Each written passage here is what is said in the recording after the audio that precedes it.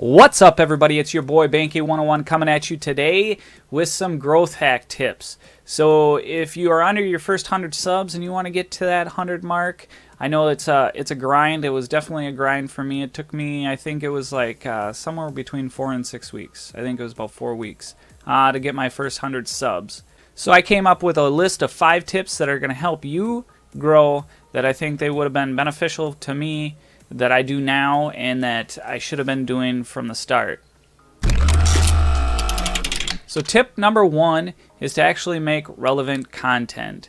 So you want to make content that is actually relevant to the community that you're trying to be a part of. So if you're making Call of Duty videos, for instance, make Call of Duty videos that are relevant to what's going on in Call of Duty right now. Or if you're doing video games in general, you know, what's relevant to the people that you're actually trying to service. You know, you're providing videos to people for entertainment. So what are they actually watching right now? What is, you know, if you want to hit the masses, what are the masses watching? Or if you want a nice niche group, then, you know, who's that community? How do you reach to them? You know, what are they watching? And make relevant content to, you know, what they want to see.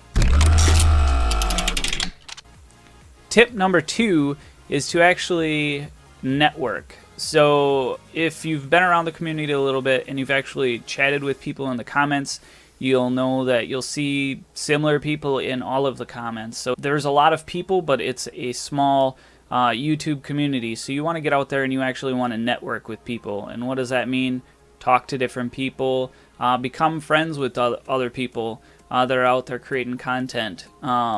One successful tip on that I've always been told is to network with people that are where you want to get to. So if you're currently at 50 subs and your goal is to get 1,000 subs, try and network with people that are at 1,000 or at 500.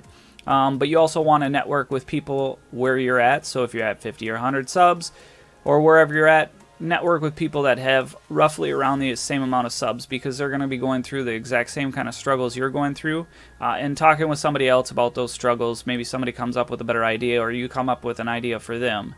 And also network with a couple of people that are just starting out that are below you. So you want to network with people where you're going, a couple of people where you're at, and a couple of people that are below you. So you want to be able to bring people up. You want to be able to give back to those that are going through the same kind of struggle that you are going through.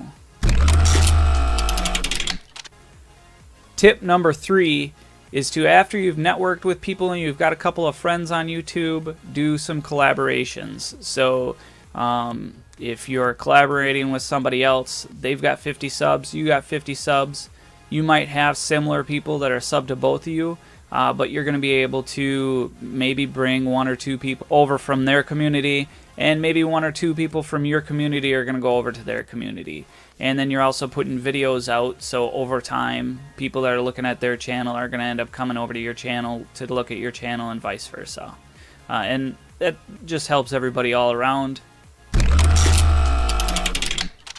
Tip number 4 is to make sure you get out there and you actually put yourself out there. So this is basically marketing yourself, right? So you're creating a video and you're throwing it out there in the world of YouTube, and you can look at it as a huge pond, right? So you're taking your video, which is like a little pebble, and you're throwing it out into that pond.